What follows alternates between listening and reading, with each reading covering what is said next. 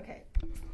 Okay, good afternoon. We're doing our final installment of the Inspired podcast with our faculty member, Professor Heather McLeod Kilmurray.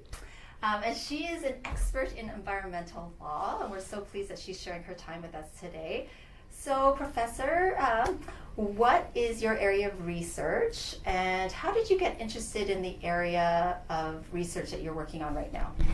So I'm an environmental law professor, and I've been working in that area for, I guess, about 15 years. But in the last 2 or 3 years, the environmental angle sort of moved us toward food and food production. My colleague Nathalie Chalifort in the Programme de Commandant Français and I started working on a paper on sustainable agriculture from the angle of the environment, worrying about how food production causes climate change, and of course how climate change impedes food production. So we did a big paper on that, and we went to present it down at the Vermont Law School in the United States. And there we learned that although in our research in Canada there was very little in the law written about food, even though there was a lot going on in other fields of academic research, there was very little in law. But when we went down to the States, they told us, yes, about 10 or 15 years ago, this sort of exploded down there, and that it had been a very rapid increase in interest and jobs and practices for food lawyers. And so we increased our interest in that area. And so now, in the last 2 years, we have held the second annual National Food Law Conference here at the University of Ottawa.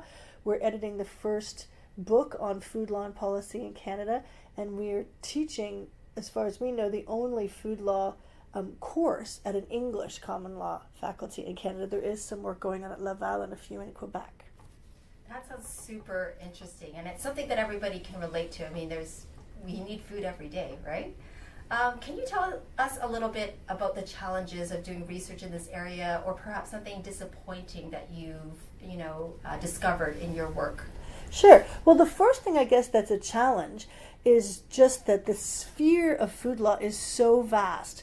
As I mentioned, Professor Chalifort and I came at it from the environmental sustainability angle, but that's just one piece of it. So of course you have the health angle, and you have the usual food marketing, food advertising, food labeling, then food fraud, which kind of ties into my torts background, food fraud, international trade and food law, and then in our book we even have some more critical perspectives like gender and food, and obviously the link for Indigenous people to food and the land is a very big interesting area. So it's so vast that it was very difficult to find experts in Canada in law that could cover all of those angles, and also to try to get ourselves up to date a little bit on all of this very wide area of practice.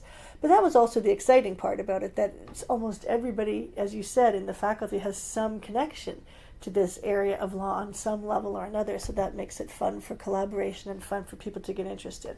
One of the other exciting things is that there's so much going on, certainly at the federal level, in policy. So right now, the Trudeau government announced as soon as it was elected that it was going to create a food policy for Canada, and that the departments are actively working on that. There should be a draft coming out soon. So we were able to get involved in some of those consultations. They're also revising the food guide for Canada, which we think should be tied into, it is very much tied into health, but it's very little tied into the environment, and we're trying to push in that direction. Safe Food for Canadians Act is being revised, the regulations. So there's a lot going on at the federal level, which is exciting. Some of the disappointing things are that because it is, as I said, so complicated, it's very hard for the government to please everybody, and some of the angles are being underemphasized. We feel that the environmental sustainability angle is being slightly underemphasized, and so we're trying to do what we can to get opinion pieces or articles out to try to get involved with consultations to push in that direction. So you talked a little bit about the exciting aspects of it. Maybe you could share with us one new exciting piece of work that you're working on in this area, or something that is interesting that you would like perhaps the first year class to know more about. Take the food law course in your upper years is the first thing I would say. And the new book is very exciting. So we're working on a chapter on food sustainability and what could happen in Canada.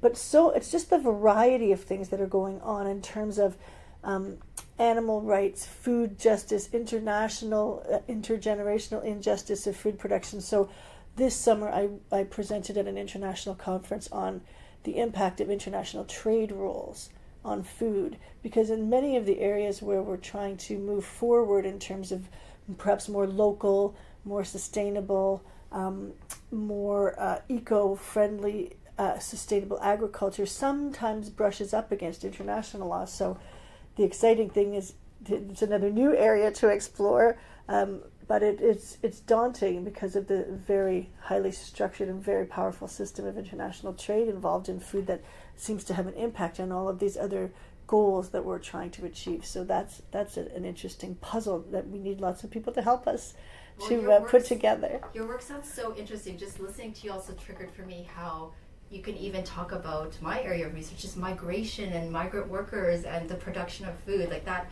That's super interesting how this topic really spans in an interdisciplinary way. Absolutely. One of the chapters on social justice in food in the book has a section on migrant workers, and we had a wonderful practitioner from Toronto come to the conference to talk all about the plight and the great injustices based on law in Canada and its application to migrant food workers, for sure.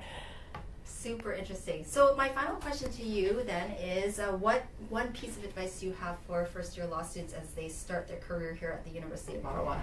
Well, I think that this idea of just discovering food law, and I graduated from law school, I think, in 1994, if I can remember correctly, and it's only 2 or 3 years ago that just discovered a whole new area. So if in first year, or if on the very rich array of courses that we do offer here, much richer than when I was in law school, but if you don't find what it is you're interested in, you can make a place for what you want to do. You can find a place in a different course to do an essay on the area you want to research. I had a student one time who was passionate about cruise ship law. Oh, wow. And I almost said to her that isn't a thing, and she was adamant that it was, and she pursued in all of her classes something related to cruise ships and how the law regulates them.